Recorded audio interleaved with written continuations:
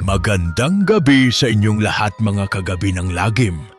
Handa na ba kayong makiisa sa isang misteryong gigising sa inyong pinakalalalim na takot bago tuluyang pumikit ang mga mata?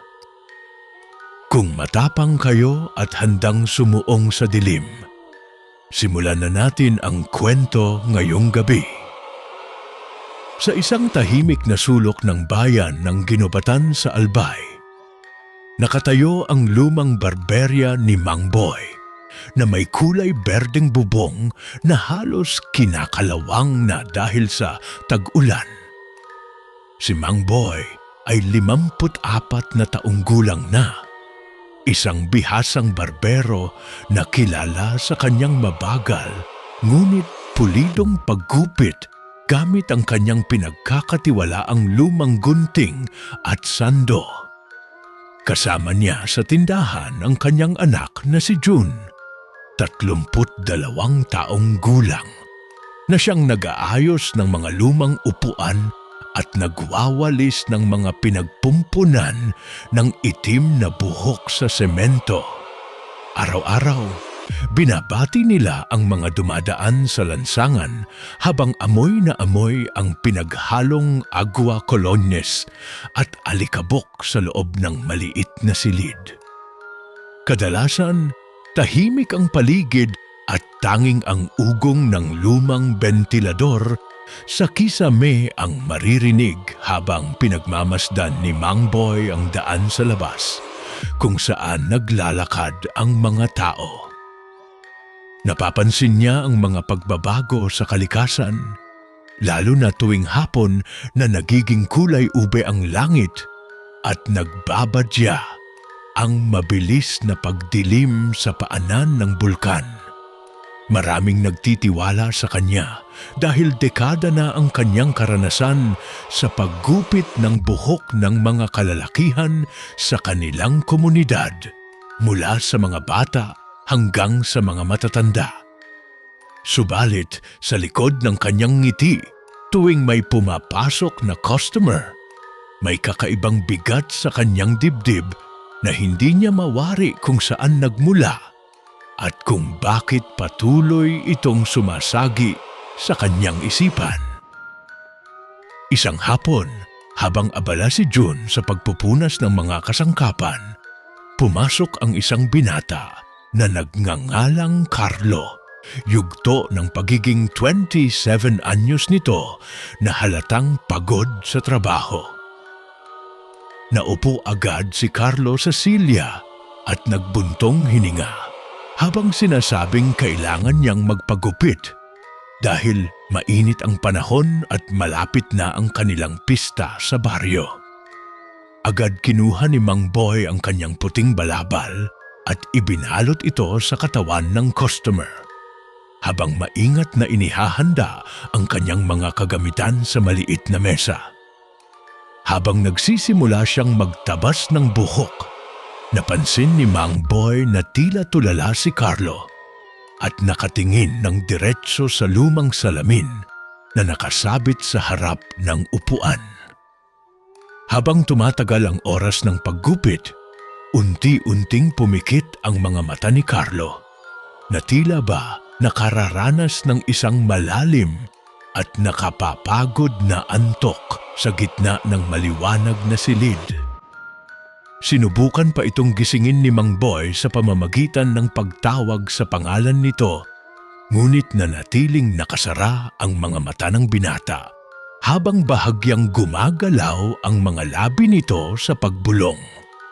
Sa kanyang panaginip, nakita ni Carlo ang isang madilim at masukal na sementeryo kung saan puro krus na kahoy ang nakatayo habang may tumatawag sa kanyang pangalan mula sa ilalim ng lupa. Nagising si Carlo makalipas ang ilang minuto na pawisan at litong-lito, saka nagmamadaling nagbayad at lumabas ng barberya nang walang lingon-lingon sa likod. Pagkaalis ni Carlo, tahimik na pinagmasdan ni Mang Boy ang salamin at itinanong sa kanyang anak, kung napansin ba nito ang kakaibang pagbabago sa hitsura ng kanilang customer kanina. Umiling si June habang nagpapatuloy sa pagwawalis ng buhok, sinasabing baka puyat lamang ang binata dahil sa trabaho nito sa kalapit na bayan ng Ligao tuwing gabi. Subalit hindi mapakali si Mang Boy dahil alam niyang ito na ang ikalimang sunod na customer sa loob ng isang linggo na nakaranas ng eksaktong parehong panaginip. Ang lahat ng nagpapasalang sa kanyang upuan at tumitingin sa salamin ay nagkukwento sa kanilang pag-uwi tungkol sa parehong madilim na sementeryo na may matandang hukay sa gitna. Lumipas ang 2 araw at naging usap-usapan sa buong komunidad ang biglang pagkawala ni Carlo na hindi na nagpakita pa sa kanilang bahay o sa pinagtatrabahuhang vulcanizing shop. Dumating ang isang pulis na 44 na taong gulang ang edad upang magtanong sa barberya ni Mang Boy kung kailan ang huling pagkakataon na nakita nila ang nawawalang binata. Inilahad ni Mang Boy ang buong pangyayari nang may bahagyang panginginig sa kanyang mga kamay habang inaalala ang huling titig ni Carlo sa lumang salamin bago ito tuluyang lumisan. Sinabi ng pulis na kakaiba ang kasong ito dahil marami na ring naiulat na nawawalang individual sa iba't ibang barangay na huling namataang nagpapagupit sa iba't ibang lugar.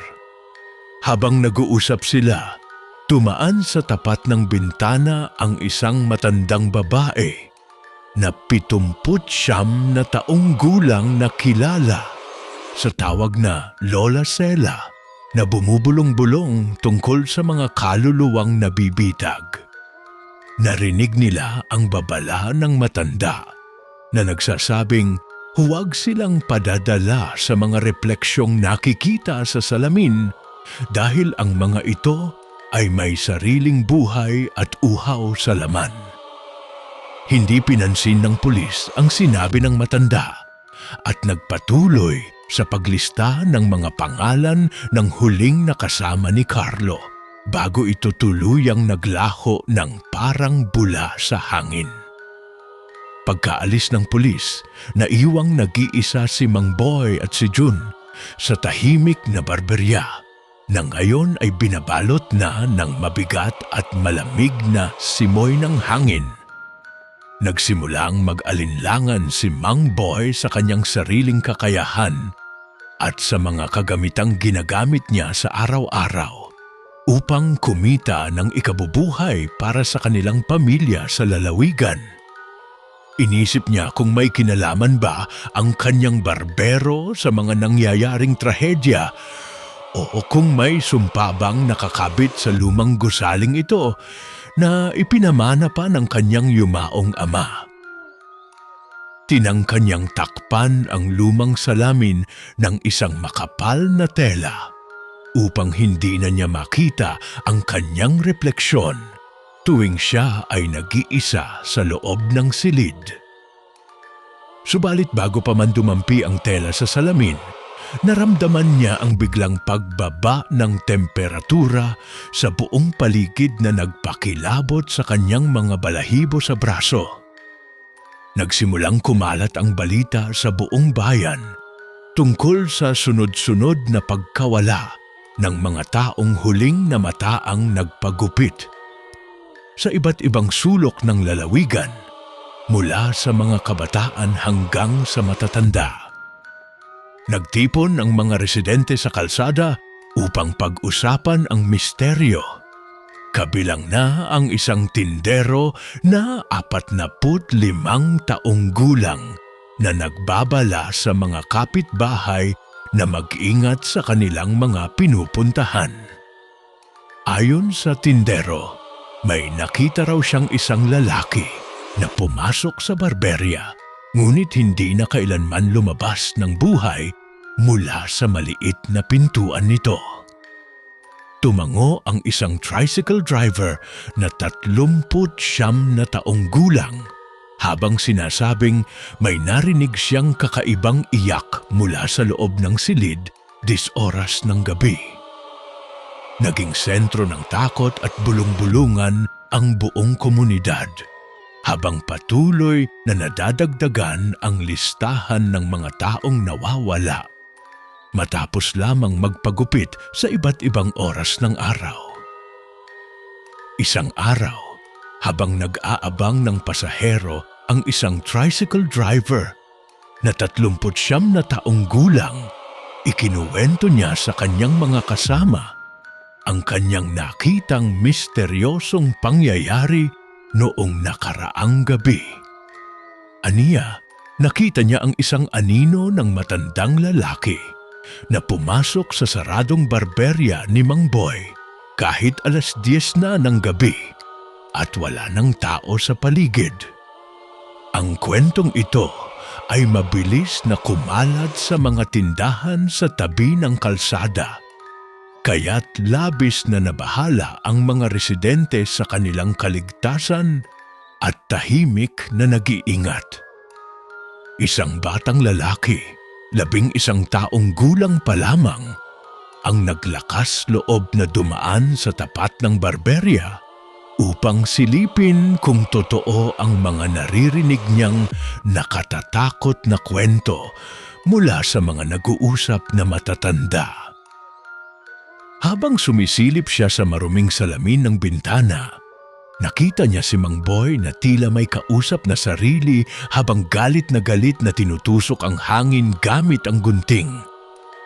Natakot ang bata kaya't mabilis itong tumakbo palayo habang umiiyak patungo sa kanilang bahay upang magsumbong sa kanyang mga magulang tungkol sa kanyang nakita sa loob.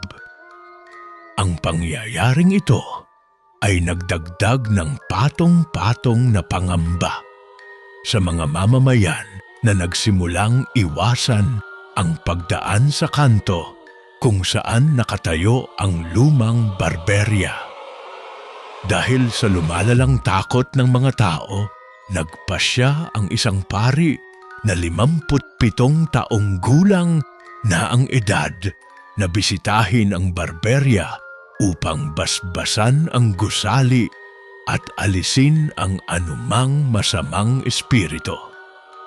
Pagdating ng pari sa tapat ng pintuan, sinalubong siya ni Mang Boy na may bakas ng matinding pagod at panginginig sa buong katawan dahil sa ilang araw na kawalan ng tulog. Pinuksan ni Mang Boy ang puran upang papasukin ang pari, habang si Jun naman ay nanatili sa labas at tahimik na nakatayo habang pinagmamasdan ang bawat kilos ng kanilang bisita. Sinimulan ng pari ang pagwiwisik ng banal na tubig sa mga sulok ng silid habang binibigkas ang mga dasal na pangkontra sa mga masasamang elemento sa paligid. Subalit habang nagdarasal ang pari, napansin niyang unti-unting nagiging kulay abo ang kulay ng mga dingding sa loob ng barberya at ang amoy ng lumang kahoy ay napalitan ng amoy ng nabubulok na lupa. Lumingon ang pari sa direksyon ng lumang salamin at nakita niya ang kanyang sariling refleksyon na nakangiti ng nakakatakot habang ang kanyang totoong katawan ay nakatayo pa rin sa gitna. Nabigla ang pari at nabitawan ang bote ng banal na tubig na agad na nabasag sa sahig, sabay atras habang nakatingin ng may matinding sindak sa salamin sa harapan. Agad siyang lumabas ng barberya ng pawisan at sinabing may kakaiba at napakalakas na kapangyarihan ang nananahan sa loob na hindi kayang puksain ng simpleng dasal lamang.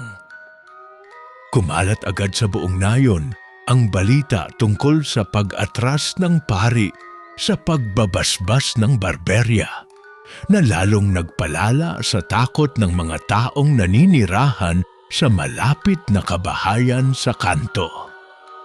Ang tindero na 45 taong gulang ay nagpasya ng isara ang kanyang munting tindahan ng mas maaga kaysa sa dati upang maiwasan ang anumang masamang mangyari pagsapit ng takip silim. Ayon sa kanya, tuwing sumasapit ang 12:00 ng gabi, may naririnig siyang kakaibang tunog ng gunting na tumataginting sa hangin mula sa loob ng saradong barberya ni Mang Boy. Walang sino man ang naglakas loob na sumagot o mag-imbestiga sa mga tunog na iyon dahil alam nilang may masamang kababalaghan ang nagaganap sa loob ng lumang gusali. Isang gabi, habang naglalakad ang pulis na 44 na taong gulang sa kahabaan ng madilim na kalsada, napansin niyang nakabukas pa rin ang ilaw sa loob ng barberya ni Mang Boy. Nagpasya siyang lapitan ang establishmento upang tingnan kung bakit gabi na ay nagpapatakbo pa rin sila ng negosyo sa kabila ng mga babala ng mga tao sa paligid. Pagdating niya sa tapat ng pintuan, kumatok siya ng ilang beses ngunit walang sumagot mula sa loob, kundi ang mabigat na paghinga na nagmumula sa likod ng pinto. Dahan-dahan niyang itinulak ang pinto na bumukas ng may mahinang langit-ngit at tumambad sa kanya ang isang madilim na silid na tila walang katao-tao kundi ang nag-iisang ilaw. Napansin ng pulis na si Mang Boy ay nakaupo sa isang silya habang nakatulala sa harap ng salamin, habang si June naman ay nakatayo sa madilim na sulok at tahimik na nakatingin sa kanya. Tinawag ng pulis si Mang Boy upang tanungin kung bakit gising pa sila ng ganitong oras, ngunit hindi lumingon ang matanda at nanatiling nakatitig sa kanyang sariling refleksyon sa salamin. Napansin ng pulis na sa salamin, ang nakaupo ay hindi si Mang Boy kundi isang lalaking kalbo na may maitim na ngiti na tila nangungutya sa bawat galaw ng mga taong nakapaligid sa kanya. Bago pa man makaganti ng reaksyon ng pulis, naramdaman niya ang paghila ng isang malamig na kamay mula sa likod na nagpabilis ng tibok ng kanyang dibdib sa takot. Si Lola Sela, na 79 na taong gulang, ay patuloy na nagbabala sa mga kabataan na huwag dadaan sa kanto kapag sumapit na ang dilim dahil nagkalat ang mga nawawalang kaluluwa. Aniya, ang bawat taong pumapasok sa barberya na iyon ay binibigyan ng panaginip tungkol sa sementeryo upang tuluyang mawalan ng malay at makuha ng entidad na naninirahan sa salamin. Ang kwentong ito ay paulit-ulit na ikinukwento ng mga matatanda sa kanilang mga apo upang magsilbing aral at paalala na may mga misteryo sa mundo na hindi kailanman dapat galawin. Subalit sa kabila ng mga babalang ito, may mga taong sadyang mapupusok ang isipan at handang sumuong sa panganib para lamang maibsan ang kanilang labis na kuryosidad sa mga kababalaghan. Isang hapon, isang tricycle driver na 39 na taong gulang ang nagpasyang magpagupit kay Mang Boy dahil malapit na ang kanyang kaarawan at nais niyang maging maayos ang kanyang hitsura. Pinagbawalan siya ng kanyang asawa at sinabing huwag nang tumuloy sa barberyang iyon, ngunit nagmatigas ang driver at sinabing mga pamahiin lamang ang lahat ng mga bali-balita sa kanilang baryo. Pagpasok niya sa loob, Sinalubong siya ng tahimik na pagbati ni Mang Boy na may malamig na kamay ng sandaling nahawakan nito ang kanyang balikat habang inilalagay ang balabal.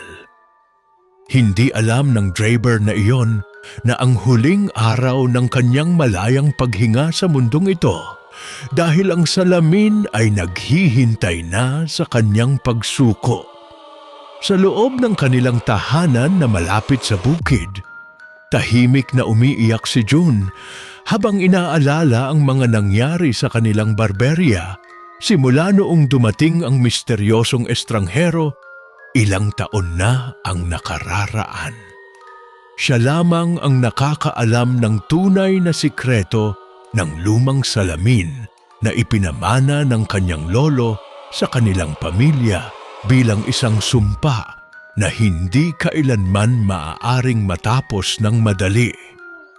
11 taong gulang pa lamang siya noon nang makita niya ang kanyang ama na unang pumasok sa salamin at hinalinhan ng isang kalbong entidad na nagpapakita ngayon.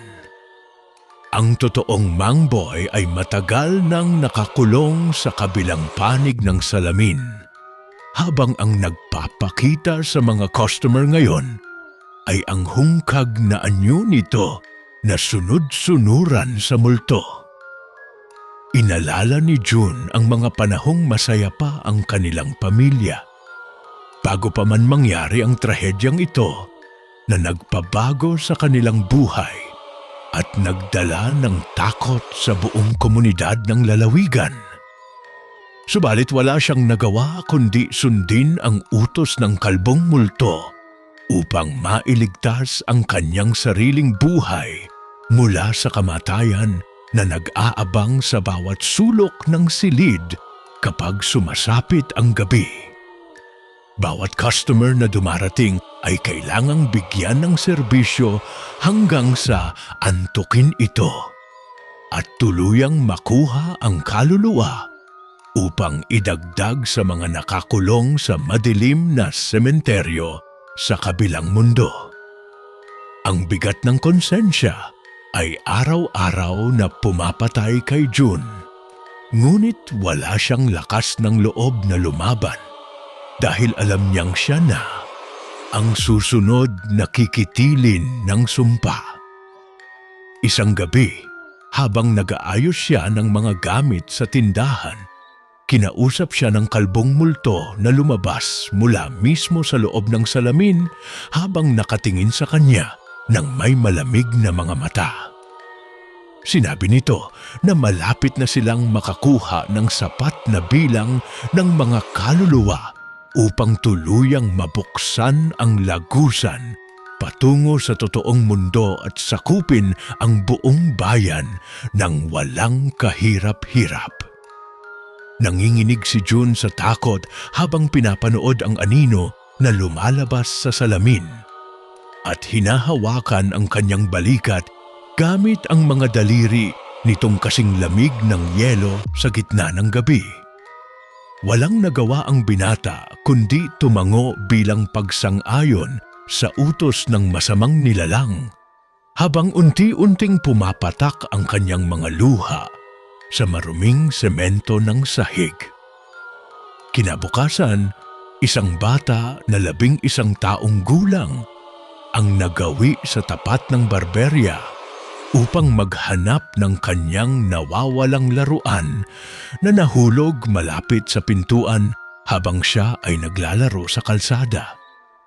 Nakita niya si June na nakaupo sa labas at mukhang problemado, kaya't naglakas loob siyang magtanong kung nakita ba nito ang kanyang pulang bola na gumulong papasok sa loob ng silid. Umiling si June at pinayuhan ng bata na umuwi na agad dahil mapanganib ang lugar na ito, lalo na kapag sumasapit ang hapon at nagsisimula ng dumilim ang paliparan. Subalit bago pa man makalayo ang bata, narinig nila ang pagtawag mula sa loob ng barberya na nagsasabing kunin na niya ang laruan na naghihintay sa mesa. Nang marinig iyon ng bata, lumingon ito sa bukas na pintuan at nakita ang isang makulay na bola sa ibabaw ng lamesa sa tabi ng lumang salamin na kumikinang sa liwanag ng araw.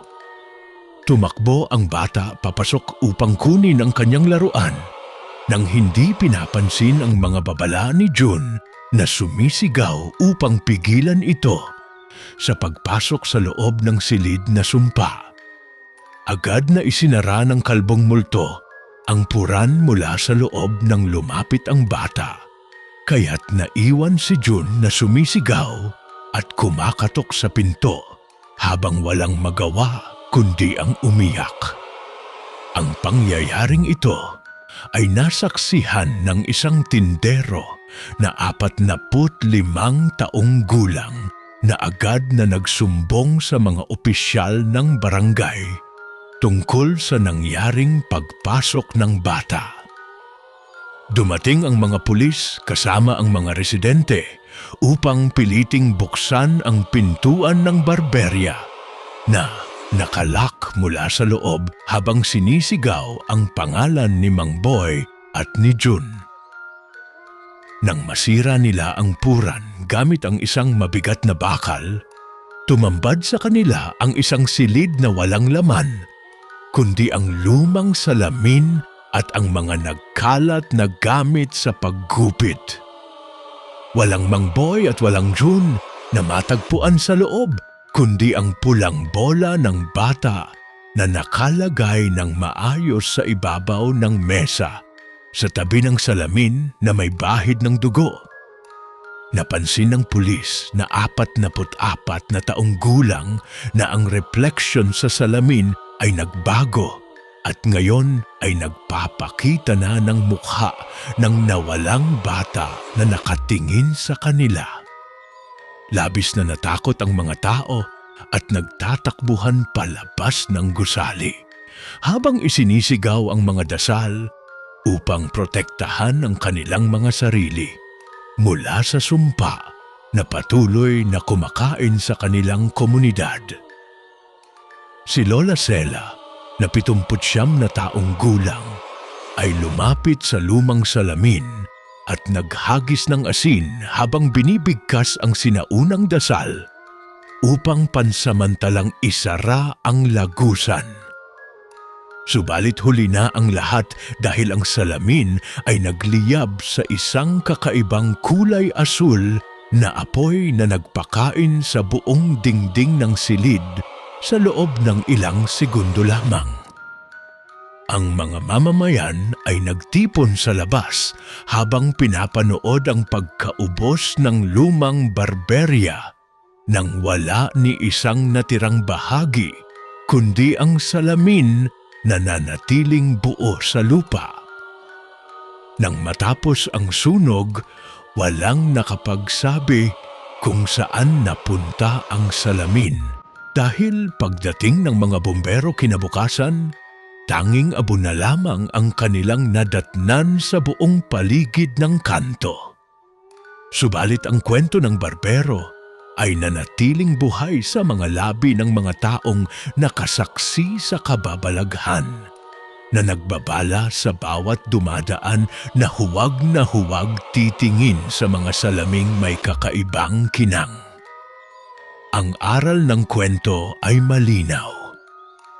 Ang labis na pagtitiwala sa mga bagay na hindi natin kilala at ang pag-uusisa sa mga madilim na misteryo ay maaaring magdala sa atin sa kapahamakan. Kahit lumipas ang maraming taon, ang alaala ng barberya sa kanto ay patuloy na magiging bangungot sa mga taong naglalakad sa tahimik na gabi ng lalawigan. Nagising si Mang Boy sa isang napakadilim na lugar kung saan ang paligid ay nababalot ng makapal na hamog at ang lupa ay tila putik na gawa sa abo at lumang buhok. Nilibot niya ang kanyang paningin at napagtantong siya ay nasa loob ng sementeryo. na madalas niyang makita sa mga panaginip ng kanyang mga customer noong siya ay nasa tunay na mundo pa. Sa kanyang harapan ay nakatayo ang isang malaking lapida na walang pangalan, kundi ang kanyang sariling larawan na nakaukit sa lumang bato habang may nakasulat na petsa ng kanyang kamatayan. Naramdaman niya ang matinding lamig na bumabalot sa kanyang katawan habang naririnig ang iyak ng mga taong nawala at dinala rin sa parehong madilim na lugar na ito. Habang naglalakad siya sa gitna ng mga krus na kahoy, nakita niya si Carlo at ang iba pang mga customer na nakaupo sa mga batong lapida habang tahimik na nakatitig sa kawalan. Nilapitan ni Mang Boy si Carlo upang humingi ng tawad sa nangyari. Ngunit hindi siya pinansin ng binata dahil ang mga mata nito ay blangko na at walang anumang buhay o emosyon. Naisip niya na ito na ang kabayaran sa bawat paggupit na kanyang ginawa sa barberya, kung saan ang bawat buhok na kanyang tinanggal ay konektado sa mga hibla ng kaluluwa. Ang kalbong multo na nagmamay-ari ng sumpa ay lumitaw sa kanyang likuran habang may dalang lumang gunting at ngumiti ng nakasisindak habang sinasabing kumpleto na ang kanyang pamilya. Samantala, sa totoong mundo, ang mga residente ng baryo ay naglagay ng tanda sa lugar kung saan nakatayo ang dating barberya upang alalahanin ang mga taong nawala ng dahil sa sumpa. Ang isang tricycle driver na 39 na taong gulang ang nagpresintang magbantay sa paligid tuwing gabi upang siguraduhin na walang sino mang bata ang lalapit sa naiwang abo sa lupa. Ayon sa kanya, paminsan-minsan ay naririnig pa rin niya ang tunog ng pagkupit ng gunting mula sa hangin kahit wala na ang gusali at tanging ang lupa na lamang ang natitira roon. Ang kwentong ito ay naging alamat na ipinapasa mula sa isang henerasyon patungo sa susunod upang magsilbing babala sa lahat ng mga naglalakbay sa iba't ibang sulok ng bansa. Isang gabi, isang pari na 57 taong gulang ang nagdaan sa lugar upang mag-alay ng bulaklak at magdasal para sa kapayapaan ng mga kaluluwang hindi pa nakakarating sa liwanag. Habang nagdarasal siya sa tabi ng lumang pwesto, napansin niyang may lumitaw na maliit na salamin sa ibabaw ng damuhan na tila nagtataglay ng kaparehong misteryo ng sinunog na barberya noon. Hindi niya ginalaw ang salamin, sa halip ay binasbasan niya ito ng banal na tubig at nag-iwan ng krus na kahoy upang pigilan ang anumang masamang espiritu na muling lumabas doon. Ang pag-iingat ng pari ay nagdala ng kaunting kapanatagan sa mga mamamayan na natatakot na baka bumalik ang sumpa sa kanilang tahimik na pamayanan sa lalawigan. Subalit sa kabilang mundo, patuloy ang paghihirap ni Mang Boy at ng kanyang anak na si June habang nagsisilbi sa kalbong multo sa loob ng walang hanggang kadiliman ng sementeryo. Walang takas sa mundong iyon dahil ang tanging paraan upang makalaya ay ang pagkuha ng ibang tao na papalit sa kanilang pwesto sa harap ng salamin sa lupa. Ito ang dahilan kung bakit kahit abo na lamang ang natira sa barberya, ang sumpa ay patuloy na naghahanap ng mga biktima sa pamamagitan ng mga naiwang bakas ng karumal-dumal na misteryo. Ang mga taong naglalakbay sa iba't ibang lalawigan ng Pilipinas ay pinapayuhan na laging mag-ingat sa mga lumang salamin sa mga pampublikong lugar upang hindi sila mapabilang sa mga biktima. Ang kwento ni Mang Boy ay nag-iwan ng malalim na sugat sa kasaysayan ng kanilang nayon. Isang paalala na ang demonyo ay maaaring magtago sa pinakapayak na anyo ng pang-araw-araw na pamumuhay.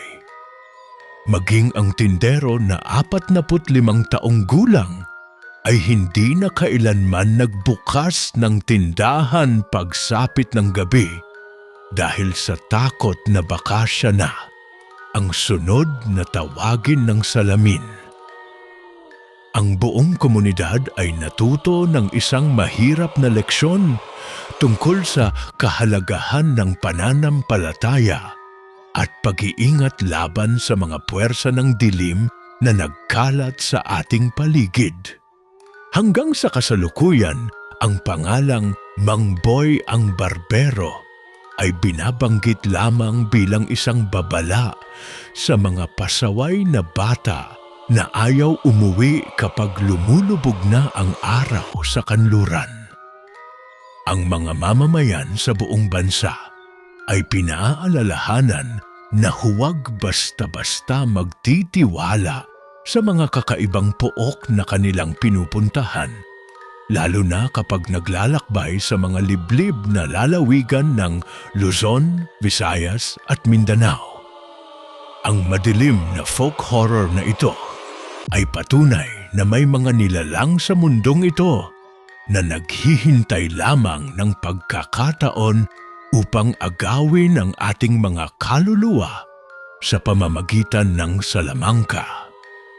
Ang bawat salamin ay may sariling kwento at hindi lahat ng refleksyon na nakikita natin ay nagmula sa ating sariling katawan, kundi sa mga multong naghihintay sa kabilang panig. Kaya't sa susunod na kayo ay magpapagupit, siguraduhin kilala ninyo ang nagmamay-ari ng gunting at ang salamin na nakasabit sa harap ng inyong upuan sa loob ng silid. Sa huling yugto ng madilim na kasalukuyang ito, ang kalbong multo ay patuloy na nagpapatakbo ng kanyang hindi nakikitang barberya sa loob ng madilim at walang hanggang sementeryo ng mga kaluluwa. Si Mang Boy at si June ay nakatayo sa tabi nito, nakasuot ng madugong sando habang hawak ang mga lumang kagamitan na naghihintay sa mga bagong biktima na darating mula sa itaas. Ang bawat paggupit ng buhok sa mundong iyon ay sumisimbolo sa pagputol ng huling ugnayan ng biktima sa kanilang mga mahal sa buhay na naghihintay sa kanila sa ibabaw ng lupa. Walang nakakaalam kung kailan matatapos ang sumpa na ito dahil habang may mga taong nagpapagupit nang may pag-aalinlangan, patuloy na iikot ang gulong ng kadiliman. Sa ibabaw ng lupa, ang mga kwento tungkol sa barberya sa kanto ay nananatiling isang alamat na nagpapatakot sa mga bagong salta sa bayan ng Albay at sa iba pang mga karatig lalawigan. Ang mga pulis ay patuloy pa ring naghahanap sa mga nawawalang individual, bagamat alam nilang ang mga ito ay kailanman hindi na makakabalik pa sa piling ng kanilang pamilya. Ang aral ng kwento ay nagtuturo sa atin na ang labis na kuryosidad at ang kawalan ng pag-iingat sa mga lumang bagay ay maaaring magdala sa tao sa kapahamakan. Huwag nating kalimutang magdasal at humingi ng proteksyon sa Poong May Kapal laban sa mga masasamang espiritu na nag-aabang sa bawat madilim na sulok ng ating lipunan. At diyan na nagtatapos ang kwento natin ngayong gabi. Mga kagabi ng lagim, isang kwento ng kababalaghan na nagmula sa madilim na sulok ng ating sariling mga lalawigan sa Pilipinas. Ang naging kwento natin ngayong gabi ay nagpakita sa atin na ang simpleng pagpapagupit ng buhok ay maaaring maging isang nakamamatay na bitag kapag ang salamin ay may dalang sumpa. Sana ay natutunan ninyo na maging maingat sa mga taong ating pinagkakatiwalaan at sa mga lugar na ating pinupuntahan, lalo na kapag sumasapit ang malalim na gabi sa ating paligid. Huwag hayaang ang inyong mga mata ay mabihag ng mga huwad na refleksyon sa salamin upang hindi kayo mapadpad sa sementeryo ng mga nawawalang kaluluwa. Maraming salamat sa inyong lahat, mga kagabi ng lagim, sa pag-abot hanggang sa dulo at pagsama sa madilim na paglalakbay ng ating kwento ngayong gabi. Nawa ay nagustuhan ninyo ang ating slow burn dark folk horror na nagbigay ng kakaibang kilabot sa inyong mga puso habang nakikinig kayo sa madilim na silid. Bago kayo matulog ngayong gabi, huwag kalimutang ilak ang inyong mga pinto at takpan ang mga salamin sa inyong mga kwarto para sa inyong sariling kaligtasan. At syempre, huwag na huwag niyong kalimutang mag-subscribe sa YouTube channel ng Gabi ng Lagim para lagi kayong updated sa mga bagong upload at kwento. Magandang gabi sa inyong lahat, mag-ingat kayo palagi at hanggang sa susunod nating pagkikita sa mga susunod pang Gabi ng Lagim.